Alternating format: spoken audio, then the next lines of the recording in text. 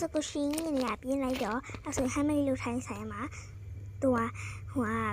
ရုပ်ကလေးတောင်းဝေရအောင်ပတ်စံယူလိုက်အောင်မယ်ဟင်းငါပတ်စံမဲမှာပါလေအော်ဒီမှာပါလားကဲတော့မယ်ဟေးဒီရုပ်ကလေးကဒီတစ်ခုပဲကျန်တော့ဟာသူ့ကိုထမင်းခွန်ကျွေးတဲ့ရုပ်ကလေးပေါ့ဘ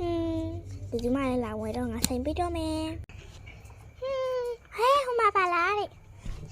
အမကြီးရဲ့ဒီຢာလေးကပါရုပ်ကလေးလေတဲ့ဟောဒီရုပ်ကလေးရလားတဲ့သူ့ကိုတဲ့ထမင်းခွန်ကျွေးတဲ့ရုပ်ကလေးပေါ့တဲ့အဲ့ပေါက်စီဘူးထဲမှာတဲ့အများကြီးပါရဲ့ပေါ့နော်တဲ့ဟုတ်လားအမအဆွေညီမလေးတရားကြီးမနော်ဒါဘယ်လောက်လဲအမဟောဒါလေးရလားတဲ့တော့မာရလည်းအများကြီးကြာဆိုတော့ဒါလေးကတစ်ခုတဲ့9000မှာပတ်စံလည်းမရှိမဲ့လက်လီတဲ့ဟိုကကလေးနဲ့ရှင်းလို့ရလားတဲ့အော်ရပါအဆွေအမကရှင်းနဲ့ဟာလေးတိုက်ယူလိုက်အောင်မနော်ကဲကရှင်းနဲ့ဟာလေးရပဲမှာပါလေ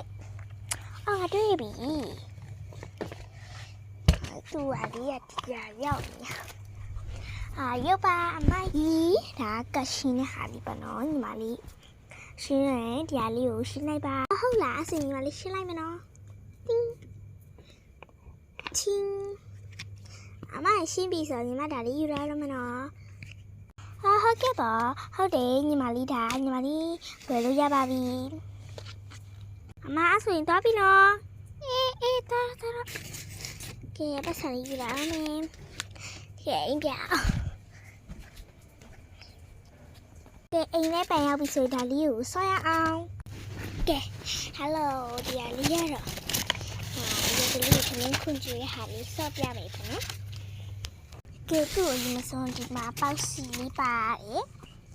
ကျတော့ဒီရုပ်ကမလေးပါတယ်ပေါ့နော်ရုပ်မလေးရတယ်ဒီမျိုးလေးပါဒီလေးကိုမှရေနောက်ကပါပြီးလမ်းပြလေးပါတယ်ရုပ်မလေးတွေထားမယ်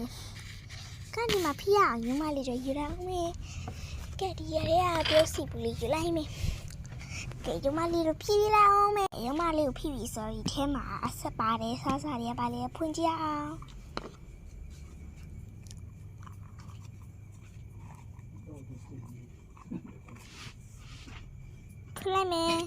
ခွလိုက်မယ်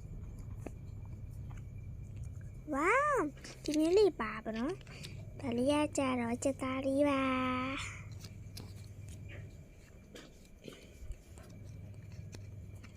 ဒီလေးကပီဇာလေးပေါ့ပဇာတချမ်းပြောင်းနေပေါ့နော်